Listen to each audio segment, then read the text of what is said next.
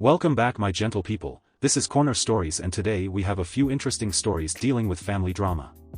So let's get into it. AITA for correcting the lie my half-siblings told that my dad used to be their stepdad and he dumped them into foster care once our mom died. So I, 27M, have three younger half-siblings, 24F, 22M and 21M. We're maternal half-siblings and I have a different dad to them. Their dad was dating my mom for several years, but they never got married. So he wasn't legally ever my stepdad, but I guess he would kind of get the title since he lived with my mom and I lived with her half the time. He was never interested in me and I was never interested in him. He used to creep me out, so I don't really think of him like that, but technically their dad would have been my step. Mine was never anything to them. When my mom was pregnant with the youngest, their dad was arrested and he went to prison. He was briefly released 8 years later but ended up going back to prison. He wasn't a good guy and has a long list of convictions now. I was 8 when mom died. I was living with my dad full-time when she died. She was not taking good care of me and was taking her anger about her boyfriend's release out on me through a lot of yelling and talking to me like shit. When mom died, a social worker got involved and my half-siblings were removed. They had no biological family willing to take them, and the social worker asked my dad if he would consider a kinship care agreement so they could be raised alongside me. My dad said that was not something he would be interested in, and so my half-siblings were placed in foster care. My dad did agree to some visits. We had one visit every 2 months for years. The visits were never easy because my half-siblings would ask to move in with my dad and me, and they would ask why my dad didn't visit and why couldn't they be with him instead so we could live together. They were separated most of the time in foster care and would put that on me and my dad as well. I refused the visits once I turned 16. I hadn't wanted them for a while, but it was more annoying than anything to have to repeat the same conversation every 2 months. My dad let me make the decision because he really had to drag me there for most of the visits anyway. We had no contact for years, and then just over 2 years ago they reached out to me and said they wanted a relationship again.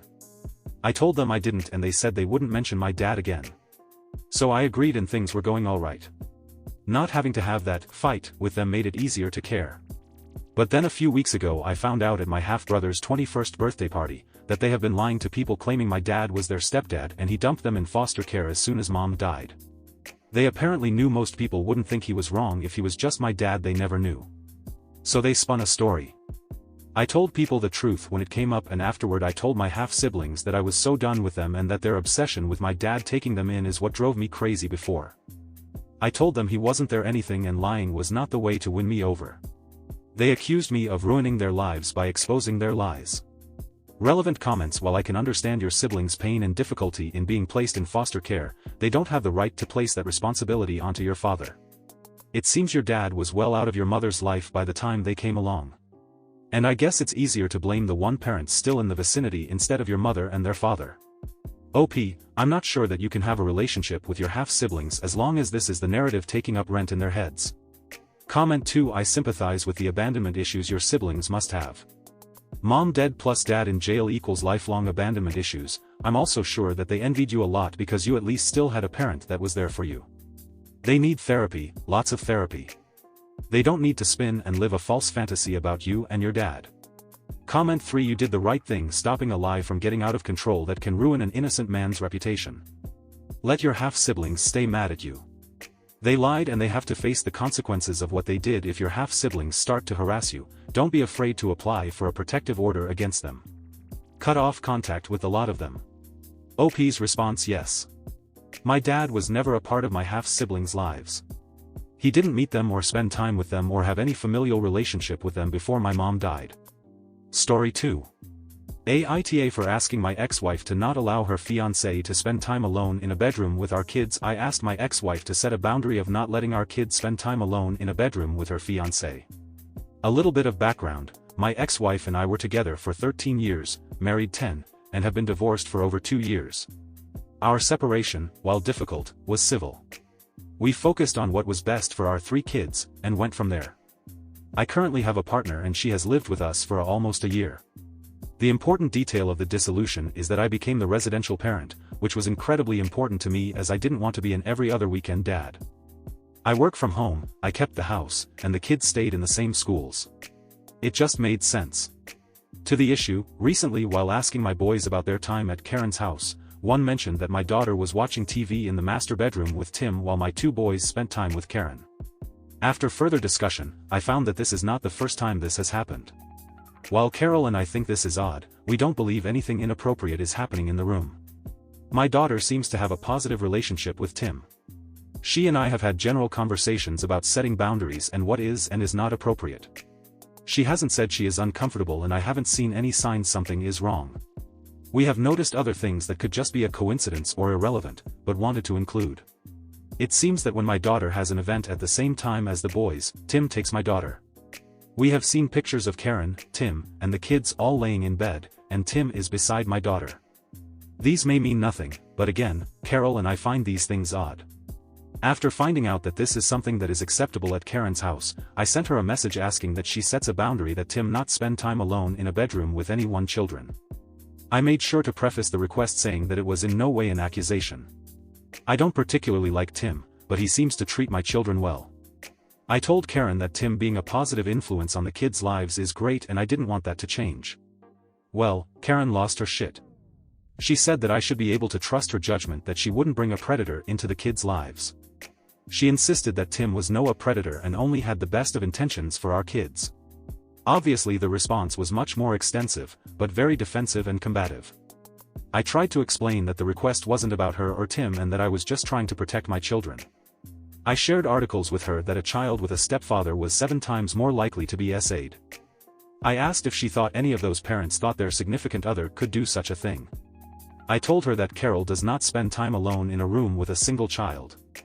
I am not trying to create a double standard here, even though it's far less likely for a stepmother to SA than a stepfather. Since our initial conversation she has been very short and business-like in any conversations we have had. This isn't necessarily a bad thing, but I am concerned it could affect future communications regarding the children. I left 10 minutes before Karen picked up the kids for her night and she noticed they were alone with Carol. Karen took issue with this. I asked her if she was being smart-ass or if I really had to explain the difference between watching the kids and being alone in a bedroom with one. Carol and I did not have the best experience with step-parents. Carol was SA'd by her stepdad who adopted her and knew her for 9 years when she was 14. I was verbally abused by mine. We very much hope this is something that never happens but believe we should set boundaries and ensure good communication to help prevent any potential issues. I have asked friends, family, and even Carol's therapist if this was an unreasonable request and all have thought that it wasn't. But, to avoid bias and to get outside perspectives here I am. Update first, thank you everyone for your opinions and perspective. I will continue to look through the comments and give everyone an update on my next steps. Just to answer some repeated questions to add clarification. Tim nor Carol have children of their own. Carol occasionally watches the children. However, she is never alone with any one child. She might walk upstairs and help find an article of clothing when asked, but never do they hang out together alone in a room. Carol is in therapy to help deal with the transition of being a step-parent of 3 young children and to learn to cope with work-child ex-wife stress. I am more than willing to hear boundary requests from Karen. We, Carol and I, had already set the same boundary with Carol and the children. It has been this way since she has moved in. I was the person to bring up the initial concern over the behavior. I asked Carol her opinion and if I was overreacting. We agreed that my concerns were valid, but should seek outside advice to be better informed. We looked up statistics and tried to understand what is acceptable behavior concerns to have. At no point when during the discussion for the boundary with Karen did I mention Carol or her opinions.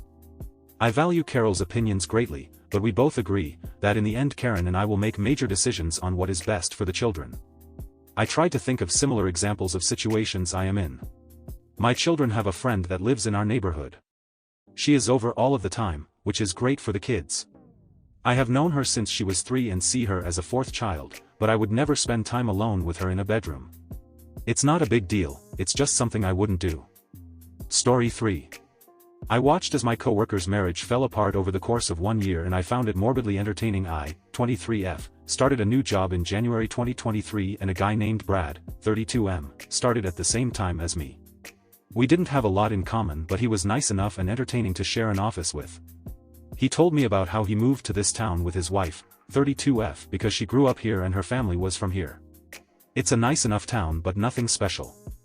I met her at a work event and she was nice enough, but even though her husband was spending the majority of his time working with me, she had no interest in talking to me over the more important people at the event. I wasn't offended, it was just an observation. He had also mentioned that this was the first time in their relationship that they worked the same schedule. He had always worked nights and she had worked days up until he got this job. Or they had been long distance when she was in grad school, he moved away for a year for a contract job, etc. First it started off pretty innocuous, he would be upset that she didn't do the dishes, or would forget to tell him she had plans that night, and things like that. Then he started to get upset about deeper things like how she never let them go on a vacation that wasn't one of her family vacations, how she never wanted to visit his family but she wanted him to come to every single family event she was invited to, financial differences. She was also very into fitness and had been encouraging him to work out more by asking him to run with her but also making comments about his weight. He had weight issues as a kid and it was apparently a sensitive topic for him even though he put a lot of effort into going to the gym as well. By the summertime it was obvious that they were doing therapy because he started to leave at a specific time on the same day of the week. He admitted that they were doing therapy because they had a big fight and didn't speak for almost a month. They did therapy for a couple weeks, maybe a month or two. But they kept fighting and eventually stopped scheduling therapy. By this time they weren't really talking at all and were leaning toward divorce. One night she was having a friend over, a girl who was her patient. She was a specialty healthcare provider. She had specifically asked him to go upstairs while the girl was over. He walked downstairs for something and walked in on what looked like them leaning in to kiss. He was obviously upset and also confused because she was very religious and conservative. He told me a couple days later that she convinced him that he didn't see what he saw. I told him that while I wasn't there, it seemed like she was gaslighting him and he knew what he saw. I encouraged him to follow through with the divorce. A couple days later he came into work drunk from drinking all morning because he woke up before her and looked through her phone and found out that she was not only having an affair but she was telling her patient that she was in love with her and talking about how he didn't suspect anything. He began the divorce process and was able to move back to his hometown and get a new job. I just want to add that he did have a sense of humor about all of this. I am also only getting one side of the story, so this is in no way meant to vilify the wife, I'm just recounting the events. The split was on the amicable side, all things considered. Relevant comments. If the wife is a legit healthcare provider, she should be reported to her licensing board for messing around with a patient. It's gross misconduct. And just gross. Comment 2. I had a professor who was clearly having an affair with his student. However, very quickly it became clear that the student isn't actually doing any student work. Most likely it was just a cover so the professor's wife wouldn't suspect. They ended up getting a divorce a few years later. Story 4. AITA for hating my bother after he had an affair with our other brother's ex-wife. I 45, have two brothers. Sam who's 42 and Rich 35. I have always had a close relationship with Sam and we've been through a lot together. We never had secrets from each other and shared just about everything. I went through a restless period in my life where I couldn't settle into a relationship with anyone and he was always right there. He never judged me for any of it, but supported and listened to my drama. Last year he told me that he was in a relationship of sorts with our brother's ex-wife. He said he was terrified of Rich finding out, but couldn't stop. He told me that it wasn't just sex but an emotional relationship also. I told him that he needed to stop right away and forget it ever happened. Well, he didn't and Rich found out from his ex's spouse. Yes. Ex-sister-in-law is married. Sam told Rich that it was just a friendship and a flirtation but that they'd never had sex. I knew differently though. Despite that, Rich felt justifiably angry and betrayed about it. Honestly, I felt like once Sam was confronted about the affair he became belligerent and defensive. He refused to clear the air and talk to Rich about anything. I kept all of the secrets to myself but felt like I was in the middle of the two of them. In the middle of all of this, I'm dealing with sudden death of my ex-wife. So I wasn't myself at all. Over the years I've grown very close to my youngest brother and didn't want to ruin our relationship with this big mess. I tried to walk through the minefield as best as I could. I empathized with Rich, he was absolutely furious and needed an ear and a shoulder. I was very glad to be there for him. In the meantime Sam and I are not the same at all anymore. He's angry at me because he thought that I would be a safe non-judgmental place to vent due to the fact that he walked me through my restless phase. In my opinion, because Sam had the affair with our married ex-sister-in-law, it changes things a lot. Honestly, I can't stand him or trust him and he repulses me.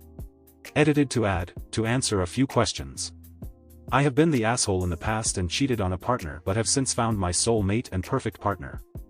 We've happily been together for a long time. Because I shared this with my brother, I'm certain he thought I was the safe space to tell me what he'd done. The thing is, whether Rich and the ex-sister-in-law are together or not, if it was okay or not. It instantly repulsed me. It was a line that Sam crossed that I was not okay with. I can hardly look at pictures with the two of us in it. It's absolutely uncontrollable. We've got a family function coming up shortly and we're all going to be there. I'm not known for having a great poker face. We're doing this for my parents though. I don't know how I'll make it through the day. My brother has become someone I no longer know. I feel like I should have feelings of some kind for him. All I feel is a mix between nothingness and disgust. How on earth will I make it through the next few months with Thanksgiving and Christmas coming up? Any insight would be greatly appreciated. Relevant comments even if he was there for you during a tough period of your life. If you think what he did was repulsive and that you can't trust him, then don't, especially if you already told him he should have knocked it off before it got out. He ruined the relationship between you two. Comment 2. His ex-wife is a real POS. Too bad Sam doesn't see how disgusting she is. When you wallow with pigs, you become a pig yourself. NTA Comment 3. Good thing your youngest brother divorced her. While it shouldn't matter that Sam is having an affair with her, it's kind of an unwritten rule that you don't do that. It is repulsive, especially given the fact that she is currently married. Sam should have more respect for his younger brother and himself. You are in no way at fault here. And even though your ex was an ex, there is still caring and you are sad at her passing. If you have children together, you are dealing with a lot. Eventually you will have to have a talk with each brother, but not now. And that is the end of the story. That's it guys, this is where I will leave you. I hope you enjoyed the stories I had for you. I certainly enjoyed them. Please be sure to drop a like or a comment, and it would mean a lot to me if you subscribe to the channel. Until next time, be kind, be curious, and I will see you. Corner Stories signing off.